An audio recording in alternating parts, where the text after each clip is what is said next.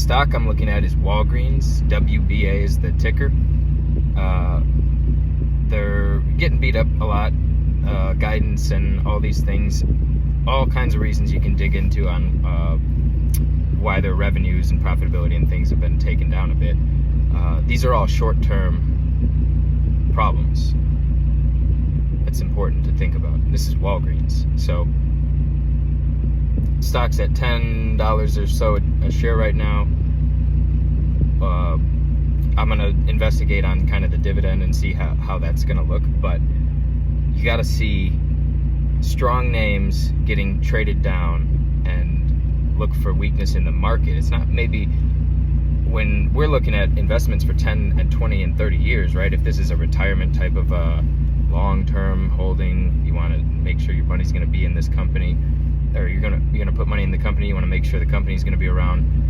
Walgreens, talk about a foothold on locations. You might as well be talking about Starbucks for how many retail locations and just the market share that they command. So, like all things, I like really paying a lot of attention to market share in a business. So, Spotify, are they what type of a size player are they in the online streaming?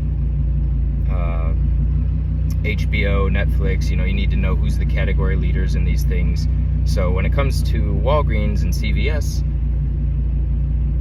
mean, those are strong names. They're everywhere. It's convenience that's not going to really go away. The pharmacies, I'm sure, keep them with a regular cycle of customers just flowing through foot traffic to pick up prescriptions. And it's an impulse buy store. It's a convenience store. So everything is good margins for them if you stop and buy gum or whatever. And then, yeah, they have a reason to keep flow of foot traffic. I think that's very important. Like from the online side, when we build websites, traffic is one of the most important things. So Walgreens, a name that's trading down right now, $10 a share, very easy to grab a lot, or grab shares if you have a smaller size account.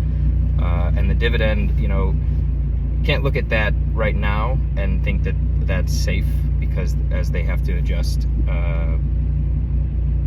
the company for profitability and guidance forward and things like that they're talking about, that they're going to maybe make some changes. But 20 years from now, if you're holding Walgreens, will there still be Walgreens on the corners? Will you still be, like I said, getting prescriptions? I know that's kind of online's becoming a thing too, but convenience is always a play.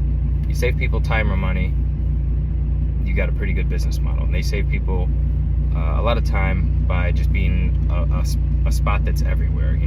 Every time we travel, you end up having to go to a Walgreens or something. So, safe business model,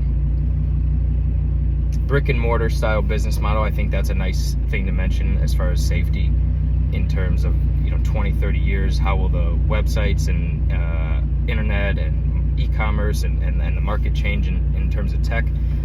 Who knows? Totally going to be different. We might not be Googling anything in 5 more years, but you will still need to pick up contact lens cases and suntan lotion and get some water or whatever when you're near the beach and when you're traveling, or just in general to run out. That place is generally pretty close to most population areas. Like, that's where they got a foothold. They go to where demographics are, and like Dollar General, probably another name worth looking at some point. But looking at Walgreens, and that's kind of the reasoning right now.